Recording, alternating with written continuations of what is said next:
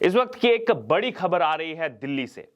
आम आदमी पार्टी को एक बड़ा झटका लगा है। जी हां, अगर बात की जाए अरविंद केजरीवाल की, जिस हिसाब से दिल्ली में वो अपनी बढ़ती लोकप्रियता का पूरा महिमा मंडन कर रहे हैं, उसी बीच दिल्ली एमसीडी की होने वाली बैठक से पहले एक बड़ा खेल हो चुका है। जी हां, आम आदमी पार्टी के पार्षद पवन शहरावत ने भारतीय जनता पार्टी का हाथ थाम लिया है। इस वक्त की बड़ी खबर दिल्ली से, जहां एक तरफ आम आदमी पार्टी ने अपना मेयर बनाया, डिप्टी मेयर बनाया, और इसी बीच एक बड़ा झटका लगा है जब खुद आम आदमी पार्टी के पार्षद ने ही आम आदमी पार्टी का हाथ छोड़ दिया है और बीजेपी में शामिल हो गए हैं।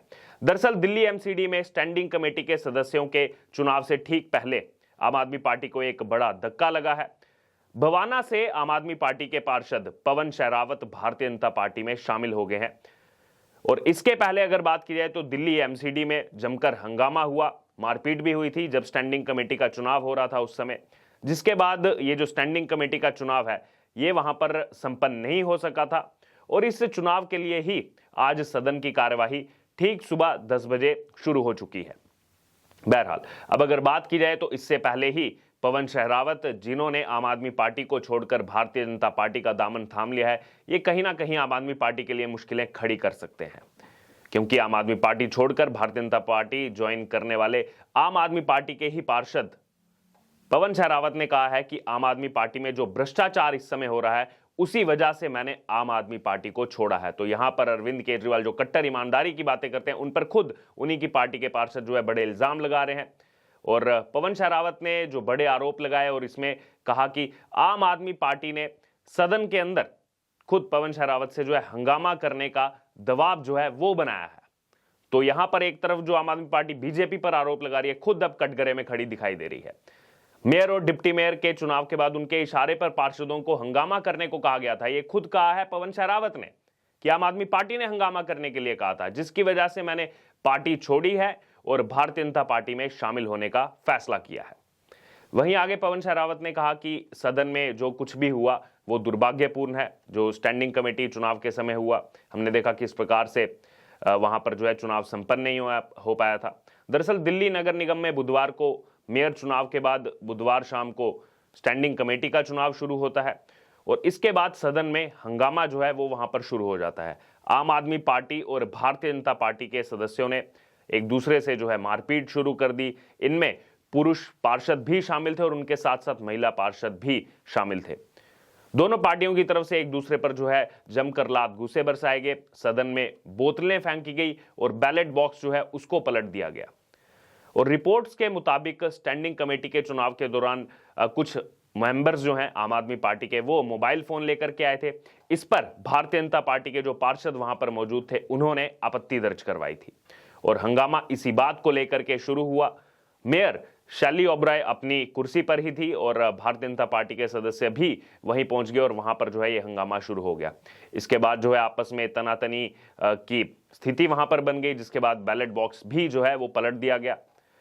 आम आदमी पार्टी और भारतीय जनता पार्टी दोनों के पार्षदों के बीच मारपीट शुरू हो जाती है। सदन में हर ओर सदस्य जो है वो एक दूसरे से भिड़ते हुए नजर आते हैं। देर रात को, बुधवार देर रात को, जो महिला पार्षद हैं वो भी एक दूसरे पर हमला करती हुई नजर आती हैं, जिसके बाद वहां पर नारेबाजी भी शुरू हो जाती है और ये पूरा हंगामा देर रात चलता रहा। उसके बाद अगले दिन सुबह जाकर के सदन को स्थगित करना पड़ा। दरअसल जो मेयर का चुनाव हुआ था उसमें शैली ओबराय को 150 वोट मिले थे, लेकिन वो केवल और केवल 38 दिन ही पद पर रहने वाली हैं। जी हां, नगर निगम चुनाव के 80 दिन बाद दिल्ली को नया जो है वो मेयर मिला है। शैली ओबराय को 150 वोट मिले थे। भारतीय जनता पार्टी की रेखा गुप्ता को 116 वोट मिले थे, जो कि 113 वोट थे और 3 उनको जो है क्रॉस वोटिंग के जरिए वोट मिले। और शैली ओबराय, जैसे हमने आपको पहले बताया, ज्यादा दिन इस मेयर पद पर नहीं रहेंगी, क्योंकि दरअसल जो डीएमसी की धारा 2 के अनुसार जो निगम का साल है वो अप्रैल माह की पहली तारीख से शुरू होता है और जो अगले आने वाले साल 31 मार्च तक जो है वो कार्यकाल रहता है। ऐसे में 22 फरवरी से 31 मार्च तक कुल मिलाकर के जो शैली ओबराय का कार्यकाल रहेगा वो केवल और केवल 38 दिन का कार्यकाल रहेगा। इसके बाद दोबारा से 1 अप्रैल को दिल्ली एमसीडी में मेयर का चुनाव होगा। बहरहाल, अब अगर बात की जाए तो यहां पर आम आदमी पार्टी के आले मोहम्मद इकबाल भी जीत करके आए हैं, डिप्टी मेयर बने हैं, 147 वोट जो हैं वो उनको मिले हैं। लेकिन यहां पर सवाल बार बार यही उठ करके आ रहा है सामने, आम आदमी पार्टी ने खुद इसको लेकर के जो है प्रेस कॉन्फ्रेंस की थी कि जो क्रॉस वोटिंग हुई है, भारतीय जनता पार्टी को 3 से 4 अतिरिक्त वोट मिले हैं, वो वोट आखिरकार किसके हैं। और अब देखना होगा यहां पर पवन शेरावत जो बीजेपी में शामिल हो गए, इसका कितना बड़ा असर स्टैंडिंग कमेटी के चुनाव में देखने को मिलेगा। और सबसे बड़ी बात अगर की जाए तो आने वाले समय में जो 1 अप्रैल को दोबारा से चुनाव होगा मेयर पद का, क्या उसमें यही फिगर देखने को मिलेगा जो 150 वोट मेयर पद को मिला, आम आदमी पार्टी के मेयर पद पर मिला, 147 वोट आम आदमी पार्टी को डिप्टी मेयर पद पर मिला, क्या यही सिचुएशन जो है वो कंटिन्यू होगी। क्योंकि इसको अगर बात की जाए तो सेमीफाइनल के तौर पर देखा जा रहा था। बेशक ये 38 दिन का कार्यकाल यहां पर है, इसके बाद दोबारा से जो है यहां पर मेयर पद के लिए 1 अप्रैल को दोबारा से दिल्ली में चुनाव होने वाला है। बहरहाल अब अगर बात की जाए तो इस समय चुनाव चल रहा है स्टैंडिंग कमेटी का। जो लड़ाई है वो है स्टैंडिंग कमेटी चेयरमैन की, कि आखिरकार किसके पाले में ये सीट जाएगी। 6 सदस्यों का भी चुनाव जो है वो प्रेफरेंशियल वोटिंग के आधार पर इस समय सदन में चल रहा है, जिसमें राज्यसभा के आधार पर फर्स्ट प्रेफरेंस, सेकंड प्रेफरेंस के आधार पर वोटिंग की जा रही है, जिसमें सीधे तौर पर यह माना जा रहा है कि 3 सदस्य जो हैं वो आम आदमी पार्टी के चुनकर आने वाले हैं, 4 सदस्य उनके जो है वो इस समय मैदान में हैं। उनके अलावा अगर बात की जाए तो भारतीय जनता पार्टी के 3 सदस्य इस समय मैदान में हैं, जिनमें से 2 सदस्य सीधे तौर पर जीत कर आ रहे हैं।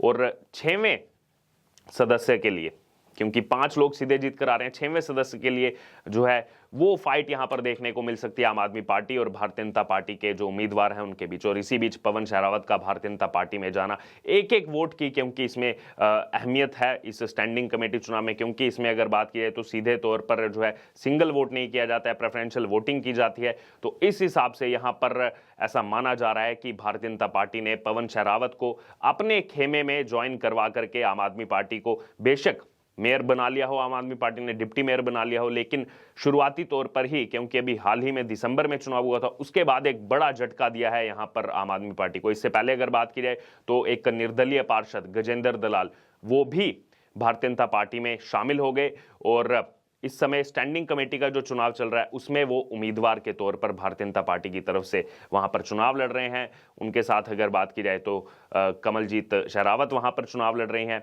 बहरहाल अब देखना होगा कि स्टैंडिंग कमेटी का रिजल्ट जो है कुछ ही क्षणों में आने वाला है, किस हिसाब से वहां पर कौन जो है इसमें चुन करके आता है और आने वाले दिनों में स्टैंडिंग कमेटी का चेयरमैन जो है वो कौन बन करके आता है, क्योंकि मेयर से ज्यादा पावर दिल्ली एमसीडी में अगर बात की जाए तो इस स्टैंडिंग कमेटी के चेयरमैन के पास रहने वाली है। अब इसको लेकर आपका क्या कहना है। जो आम आदमी पार्टी के पार्षद ने बड़े आरोप लगाए हैं आम आदमी पार्टी पर कि आम आदमी पार्टी ने ही हंगामा करने के लिए कहा था, उकसाया था मेयर और डिप्टी मेयर चुनाव के बाद, और उसके बाद आम आदमी पार्टी ने आरोप जो है वो बीजेपी पर लगा दिए, लोकतंत्र की हत्या तक की बात कर दी।